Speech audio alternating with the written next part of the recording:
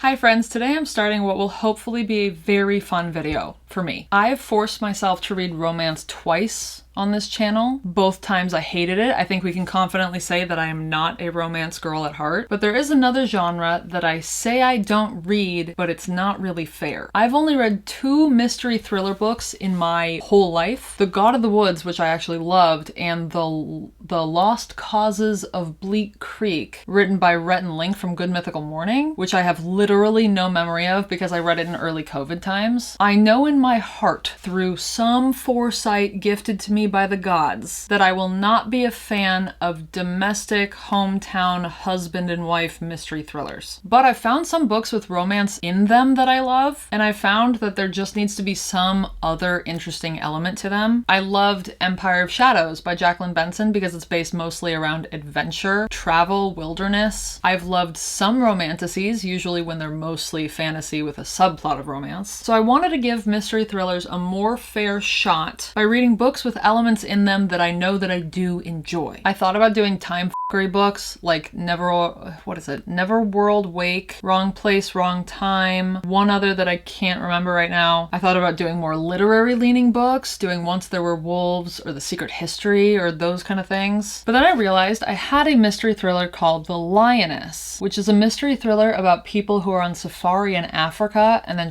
goes sideways and they get stranded in the wild. And then a few months ago, I got an arc called Safari Murder Party, which is a mystery thriller about people on a safari in Africa and then goes sideways and they get stranded in the wild. And then I received an arc in the mail called The Night Hunter, which is a mystery thriller about people on safari in Africa and then goes sideways and they get stranded in the wild. And if you know one thing about me, it might be that I am madly in love with the continent of Africa as a whole, and that if given the opportunity, I would abandon everything and everyone I love and I would disappear into the savannah. 99% of the nonfiction that I read is about wildlife conservation efforts, and a huge swath of those are about conservation efforts in Africa. So what better place to start my mystery thriller journey on than with 3 books set on that beloved continent. And I'm actually already halfway through the first book, which is The Night Hunter by Natalie Moss. Also, if this book winds up sounding interesting to you, it comes out on July 28th, which should be the same week that this video comes out. Also, this is the first time that I'm including an arc in a video, and I believe I'm supposed to say, thanks for the free book, Berkeley Publishing. Obviously, this book being sent to me for free is not going to affect my rating or review of the book. If I f***ing hate it, I'm going to say that I f***ing hate it. Also, it came in a package with these little things. I think that the author actually used to go on safari with her family a lot, or she used to live in South Africa, something like that. But it came with a bunch of little fake Polaroids of real photos that the author has taken while on safari. So I thought that was kind of cute. So I am 169 pages into the book so far, and I think I'm having a good time. We are following Danielle, who used to live in South Africa on a wildlife reserve with her family, where her mother ran a conservation organization, which is my dream life, minus the children. So after her little sister Grace got into a hyena-based accident, the girls moved to London with their dad, and Danielle stopped talking to her mother, who was a very intense woman and seemed to care more about her organization than her children. But it's been like a decade. Their mother has passed away, and now the 2 sisters are meeting back up in South Africa to go see their childhood home and basically decide what to do going forward and what to do with their mother's legacy and what to do with the house that they were bequeathed. And they bring Danielle's best friend Naomi, Danielle's boyfriend Elliot, Grace's friend Lachlan, and their guide Jacques, who they knew from childhood. And pretty much immediately, in the middle of this wildlife reserve, someone is murdered, they crash their car, and they have to walk on foot through hundreds of miles of open African savanna, which is not a spoiler. All of that is in fact on the back of the book. Also, so far, no one is very likable, with the exception of like maybe one person, but that's fine. I don't need characters to be likable to be enjoying a book. It also starts out a little slowly, but it picks up after like page 70, 75-ish. Since I'm not used to mystery thrillers, I've gone into this with no expectations, no knowledge of common tropes or literary devices, nothing. I am a blank f***ing canvas. I haven't the foggiest what to expect, which is great, but I'm also unsure about what I'm supposed to be allowed to tell you and what I shouldn't tell you. There you go.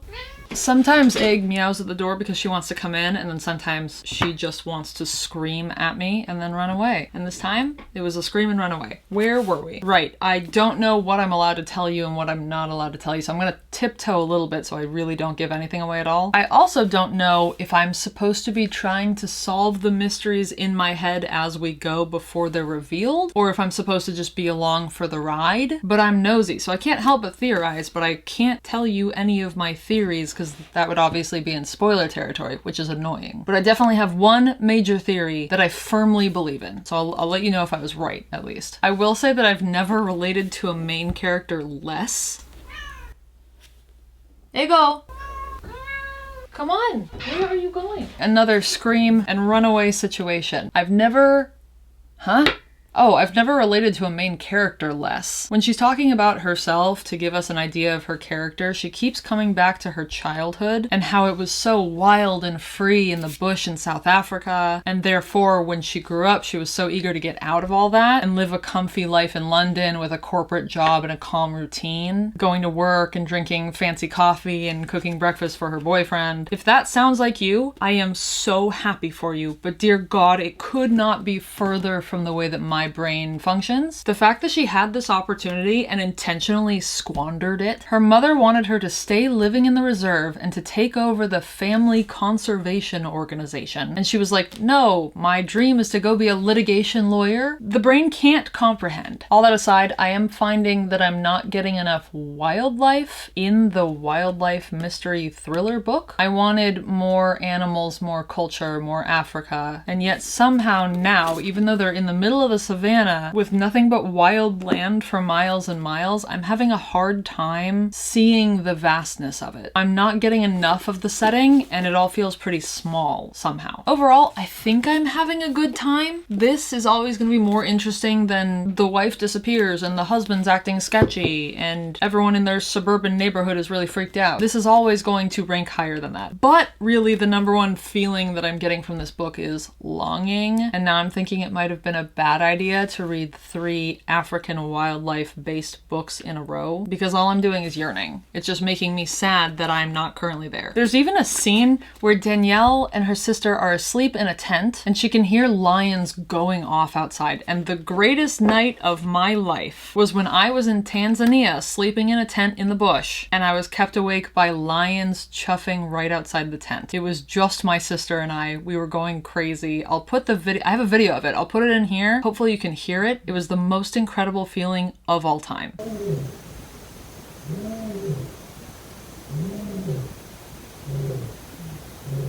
So that's what I have so far. There are a few typos and there have been a few instances of obvious repetition, but it's an arc, so I assume that all that will be sorted out in the finished version. Like I said, I think I'm enjoying myself, although I do find myself wishing that it would just turn into abject horror. So I need to retrain my brain a little bit, but I'll let you know how I feel once I finish the back half. So I have finished The Night Hunter by Natalie Moss, and I think that I like it less than I assumed I would given the setting, but I also think that it's a me thing. Perhaps I'm correct and mystery thrillers are just not my thing overall. I kept trying to solve the mystery the whole time and my guess was not correct, it turns out. But when we finally do solve the mystery, I kind of just went, huh, okay. And then closed the book. And that's not commentary on the book or how twisting or surprising it was or wasn't. I think maybe mysteries just don't give me the same kind of exciting catharsis they give other people. Objectively, it was a well-written book and I enjoyed my time just fine while I was reading it, but I don't think that I will be thinking about it past like tomorrow morning. I do, however, think that the first half of the book was better. It felt more exciting before when we had no idea what was going on or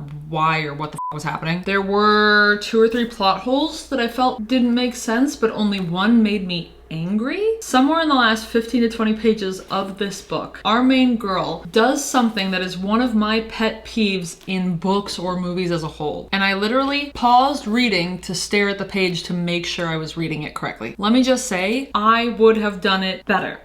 Not writing the book. I'm not talking about Natalie Moss. I'm not talking about writing the book. I would not have written the book better. I would have done the correct thing if I was the character in the book instead of the character who was in the book. I would not have made the ass decision that she made, is what I'm trying to say. Anyway, I believe that I am giving this book a 3.5. Maybe? I'm still not sure how to properly rate mystery thrillers. I don't know how to slot them in my mind, but maybe a 3.5. I could probably be talked down to a 3 though. And now I have officially read 3 mystery thriller books over the course of my life instead of just a measly 2. And next up is a book I can almost guarantee I will like even less.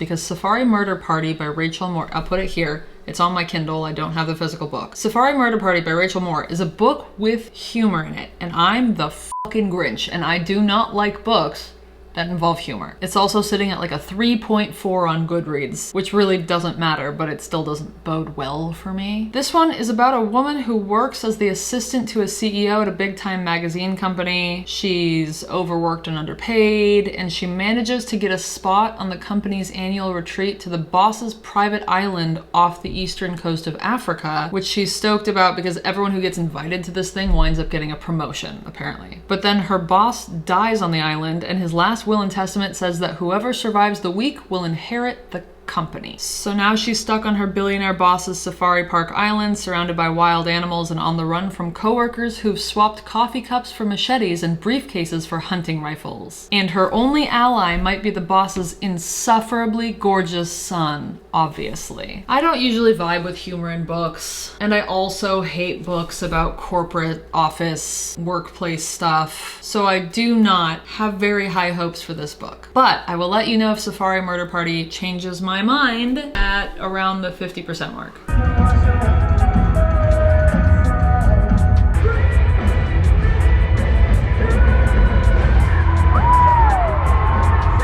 I went to an Evanescence concert 2 nights ago, and my voice is still a little hoarse from screaming, so I'm sorry if I sound like I'm dying. I am halfway through Safari Murder Party, and I am eating my words. This book has humor, which I typically hate in a book, and it surrounds the dynamics of interpersonal relationships in a corporate work environment, which I typically hate in a book. And Fletcher is, like I said, the executive assistant to the CEO, but she dreams of being a staff photographer at this magazine and traveling around the world taking photos for hotels, which is what I do, which is also something I usually hate in books because they never really get the details of photography quite right. All these factors, and I'm still having like such a great time. And I say that, but I don't want anyone to take that as a recommendation. I'm not recommending this book to like anyone. I don't think it's a good book. I think I'm just vibing with it on some particular level. This stupid book, this is like a palate cleanser to me. This is what I want to read when I feel like I need a palate cleanser, because I don't read romance, which is what I usually hear people refer to as palate cleansers. I've been trying to figure out the proper movie comps for this book, since I don't read thrillers, and obviously I don't have any thriller comps for it. And I think I've landed on it being a mixture of Clue, Send Help, Ready or Not, Knives Out, and then The Most Dangerous Game, which is a classic short story about people hunting other people. So Fletcher gets to this private island with her boss and her coworkers, and her boss immediately dies in a way that's personally relevant to me, and I cannot believe that's what happened. Her boss dying is not a spoiler, but I wish I could tell you what,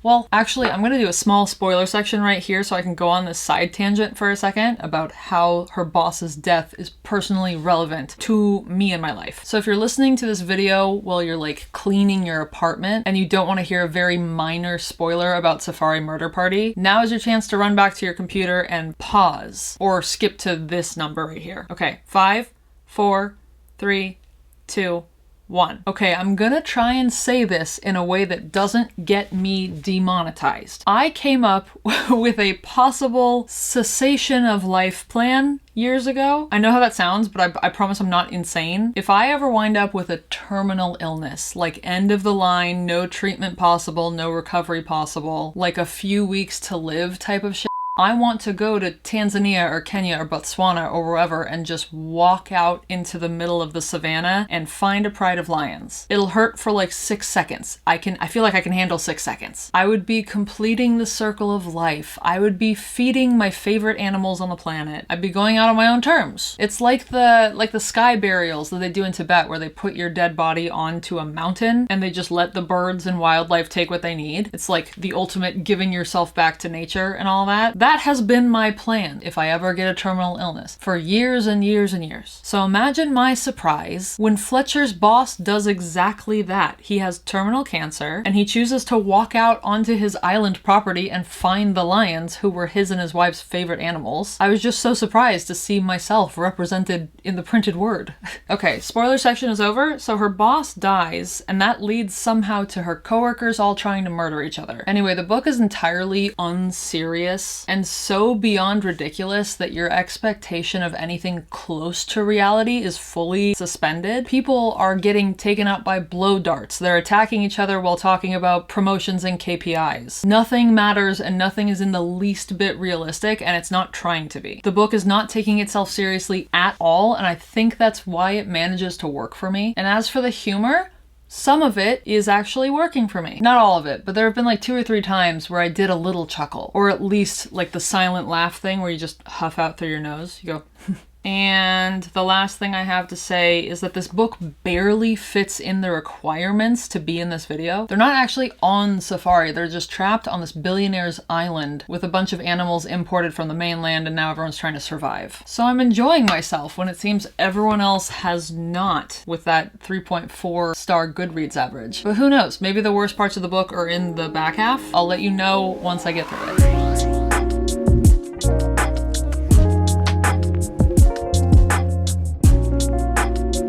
Okay, so there's not a whole lot to say about, not a whole lot to say about the back half of the book that I didn't already say about the front half of the book. I had a seemingly better time while reading this than most people did, and I have a theory as to why. If you've been with me on this channel for long enough, you know that I love mid-movies. The Meg, Greenland, Rampage, Stay Alive, any high-budget apocalyptic movie. And this feels like the book equivalent of a beautiful mid-movie. It's beyond ridiculous. No one's lives actually matter. No character extends past their shallow work personality. The laws of pain and damage that are possible on a human body don't apply. She also teams up, this is not a spoiler, it's on the back of the book, she teams up with her mortal enemy, and they get over their resentment fast as hell, and they have sex in a treehouse. But like, I don't care. This is a mid-movie and I'm just along for the ride. I obey different media laws in my head when I'm dealing with this kind of a thing. All my expectations are gone and I'm simply vibing. The ending did not make a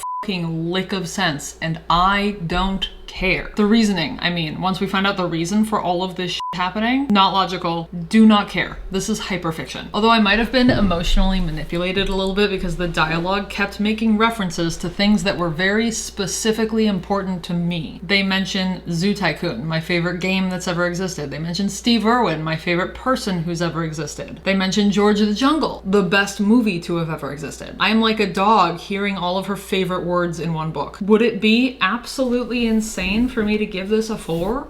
Because I'm giving it a 4. But I want to reiterate again that this is not me giving you a recommendation. I am not telling you to go read this book. I don't want you going out, reading this book, hating it, and then thinking I'm insane or you don't trust me anymore. This was a wonderful mid-movie type of book for me, a lovely surprise from a book that I thought I would hate the most in this video. And now I worry I don't know my own taste at all because all of the factors added up to a book that I should have loathed. But Safari Murder Party was more thriller, less mystery. There was a little mystery, but for the most part, it was just them running around trying not to die. So maybe what I need out of a mystery thriller book is a setting I love and a lot of action. Let me pull up a list of the few mystery thriller books I own and see what might fit into that category. I have You, which I don't think I'll like, too domestic. I've seen the show. It's just a stalker and people and neighborhoods. I think Gone Girl would fit into this category also. The Secret History History, If We Were Villains, and Catherine House. I can't say I think I will like any of them. The only book I've ever read that's even remotely dark academia is Vicious by V.E. Schwab, and I think I liked that despite the school setting, not because of it. Once There Are Wolves is promising because it's Charlotte McConaughey. The 7.5 Deaths of Evelyn Hardcastle, Neverworld Wake, The Last Murder at the End of the World, and Wrong Place, Wrong Time all have potential because time f***ery. Into the Jungle and the Blood and Treasure duology have potential because they're adventurous settings and action thrillers. Leave the World Behind. Nah. I just got the arc for Girl Number 8 by Janice Oko, which doesn't come out until January 2027. It's set in Africa, but it's a police procedural, so I not a clue how I'm gonna respond to that. Then there's S, which is supposedly like a little mini House of Leaves, so who f***ing knows? And then there's the last one. My final book for this video is The Lioness by Chris Bojalian. Tanzania, 1964. When Katie Barstow, Hollywood's biggest star, and her new husband bring their friends and family into the Serengeti on a honeymoon safari, they envision giraffes gently eating leaves from the tall acacia trees, great swarms of wildebeest crossing the Mara River. Oh, I've been to the Mara River. And herds of zebras storming the sandy plains. The wealthy Americans expect civilized adventure. Chilled gin and tonics with fresh ice from the kerosene-powered ice maker, dinners of cooked gazelle meat, and plenty of stories to share over lunch back on Rodeo Drive. What Katie and her glittering entourage do not expect is this: a kidnapping gone wrong, their guides bleeding out in the dirt, and a team of Russian mercenaries herding their hostages into Land Rovers, guns to their heads. As the powerful sun gives way to night, the gunmen shove them into abandoned huts, and Katie Barstow, Hollywood royalty, prays for one simple thing: to see the sun rise again in the morning. I went to school with a girl who has almost the exact same name as the main character, so I will probably be picturing her in my head as I read this. Honestly, I cannot imagine that this is going to be a book that I love. It's about celebrities and Hollywood, and that is not a topic I like in books whatsoever. It's actually one I tend to avoid completely, but I am keeping an open mind. Hopefully we get more wildlife, more Africa, more culture in this book, although this is a bunch of white people on safari in the 60s, so actually I don't know if I'm holding on to hope too hard, but I'll let you know when I'm halfway through. Okay, so I'm halfway through the... Oh, I'm sorry, the lighting in here sucks so badly. I'm halfway through The Lioness. And what I want to start out saying is I do both love and hate seeing references to places that I've actually been in. Love for the memories and hate for the memories because it means that they're memories and that I'm not there right now. They're in Tanzania, which is where I spent time in 2019. They're talking about Arusha and Ngorongoro, and even Kigali up in Rwanda, where I also went. They talk about the wildebeest at the Mara River during the Great Migration. All places that I've spent time in and would sell my fucking soul to be at again right now. The Great Migration specifically was wild to read. My ass was literally planted right there at the same river watching the wildebeest do their annual cross. I know this is a fictional book, but it feels really cool to know that tourists for decades and citizens for centuries and millennia have sat in that same place in total awe of this incredible thing, and that I got to be part of that collective awe for like an hour. So to remind you, we are following Katie Barstow and her new husband and like 7 of their friends, and they're all spending Katie and David's honeymoon together on safari in Tanzania. They're able to make a solid few happy memories, and then they're almost immediately kidnapped. Kidnapped and brought to these huts by a bunch of angry white men with assault rifles. I'm gonna start with the good. They do not skimp on the graphic nature of death, and yes, that is a good thing to me. If someone gets shot in the head by a bad guy, they don't just get shot in the head. It goes into graphic detail, both about what happens to the body and what goes through the minds of all the people that have to bear witness to that. One of my qualms about The Night Hunter, and I don't even know if I said this out loud, I can't remember, but one of my qualms is that witnesses got over the horrible shit that they saw so fast. That's not realistic. You don't see someone get dropped by a leopard or a mercenary and then go, oh, holy shit, that was crazy, and then just go about your mission. The people in here are witnessing horrible things, and then they react and continue to act like they just saw horrible things. Also, we got into the action fast. There was no dilly-dallying. We got to Tanzania, we started our journey, and then we're kidnapped by the bad guys by like page 15. I also want to give props to Chris Bojalian for name-dropping important African authors. And I assume he did it to entice readers to pick up literature that's well known in Africa, but is not as well known further to the west. He talks about Chinua Achebe specifically, and I already own one book, but he got referenced in The Lioness, and so now I'm waiting on a Pango package, so I will have 2 more books by Achebe. And speaking of Africa versus Westerners, I was hoping that Chris Bajalian would do right by the continent and by its people, and so far it seems like he is. There's no sense of white exceptionalism. There's no glossing over of complicated politics or histories. In fact, he's inserted a lot of real African history into the book, and every African citizen main character is given just as much page time and as much of a full and complete personality as every American main character is. Now for the less good points. The main point being, I don't care. I like the descriptions of the surroundings. I am right there with them when they talk about the insane sunrises and sunsets and how they're unlike anything they've ever seen. I'm there for the brief times that we get animals or any mention of history or politics or culture. What I do not care about is these celebrities and their famous people home lives, which unfortunately we're getting a lot of. Each chapter is a new person's point of view. So the first one is Katie, then we have her brother Billy, we have some of the guides. And at first I thought that was fun, but then I realized just how many main characters we have and how it means that we're with each character for only like 2 or maybe 3 chapters throughout the entire book. And all of the men have the most classic vanilla white boy names. And so I had to keep flipping back and forth to the glossary they have in the beginning of the book to remind myself who Peter was versus who David is. So the fact that we have like 12 different POVs, well, cool at first, it got old really fast. Also, in each and every chapter, we get a short blip about the current situation, being in Africa, being kidnapped, being in the jeeps or in the abandoned huts that they're brought to. And then we have pages of flashback where we're told a relevant story about their pre-Africa life back in Hollywood or their childhood in New York or whatever. And I simply do not care. I wanted more Africa. We can't even get through the main part of the kidnapping in less than 75 pages because we keep jumping around from POV to POV to POV to get everyone's reactions of the initial kidnapping, and then a backstory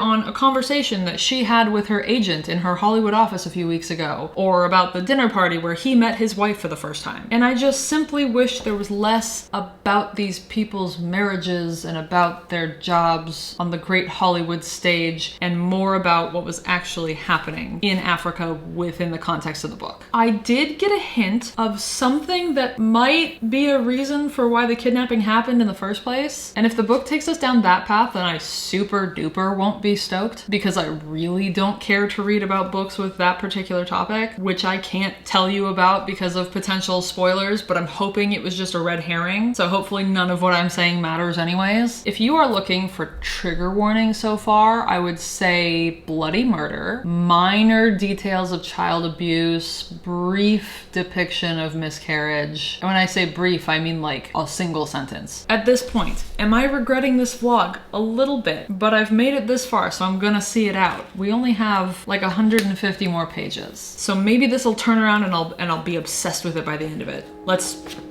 all cross our fingers for that.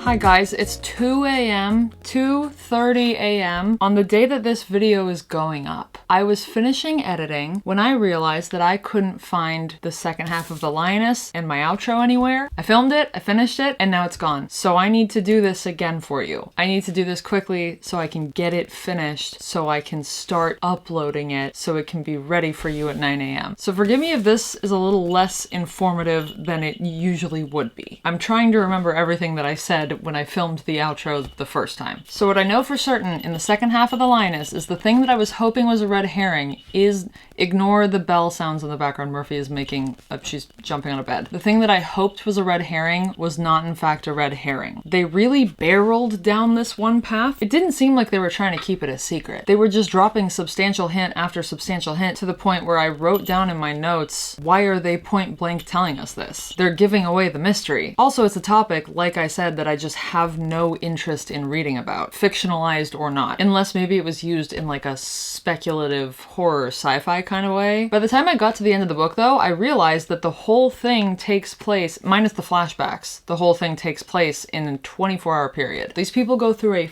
lot in just one day. There are a pretty solid mixture of characters you're rooting for and characters you're rooting against. Some of the main characters you can't help but love, and then some of them, I was actively rooting for some of them to die. It might feel like I'm saying a lot of negative things about this book, but I don't want you to get me wrong about this. It was a good book. It was a well-written book. It's just not the book for me specifically. I'm sure that this is a book that lots of people would enjoy immensely. It's just hard to stay fully connected and fully in it when there are certain plot elements of the overarching storyline that aren't something that you like to read about. So it was definitely a me thing, not a the book thing. The whole time I was reading this, I just wished that I was reading more wildlife, ecological, conservation nonfiction. So I am giving this book a 3, a respectable 3, and it's sort of flipped from Safari Murder Party. I rated Safari Murder Party higher, but I'm not actually recommending that people read that book. I'm rating this one lower. I would recommend that more people read this book. I think there's a higher likelihood of the average reader enjoying this book than Safari Murder Party. I think that's all I said when I originally recorded this, so hopefully I got all my points across. I'm gonna go to the outro now. So that was our 3 books. What have we learned today? What a great question. I learned that I can enjoy humor in books if it's wildly over the top, like completely outside the scope of reality. I learned that just because a mystery thriller is set in a location I love doesn't mean I will love the book. I've learned that I still need to continue on the path of trying to figure out what kinds of mystery thriller books I will love. I think if I tried this again, I would do it with the ones that involve time f***ery. The Evelyn Hardcastle, Wrong Place, Wrong Time, Neverworld Wake, those ones. Or go full Indiana Jones and do the Blood and Treasure Ryan Pote duology maybe. I am going to ask you for recommendations right now, but stop, wait. I want you to think before you type. Please do not just recommend to me what your favorite thriller is. Don't just recommend anything that comes to your mind. I'm sure that a lot of you are more experienced than I am in the mystery thriller realm. So if there's some aspect or theme that I'm missing, or some aspect, theme, or specific book that you're absolutely positive that I personally, me, McKenna, would love, please let me know below. If anyone recommends me a Frida McFadden, I'm quitting my channel. That's a threat and a warning. Okay, now it's close to 3. I'm gonna go edit this clip, start the upload, hopefully be able to be asleep by 5 a.m. That sounds nice. And then I have to get on an airplane at 5 p.m. So, I'll talk to you soon. What am I saying? If you can hear me, if you can read the subtitles. It's too late. If you can hear me, you can read the subtitles. Thank you for being here. I appreciate you. I hope we all have a better collective August than I think a lot of us did in July. July felt weird. I love you. Goodbye. And good night.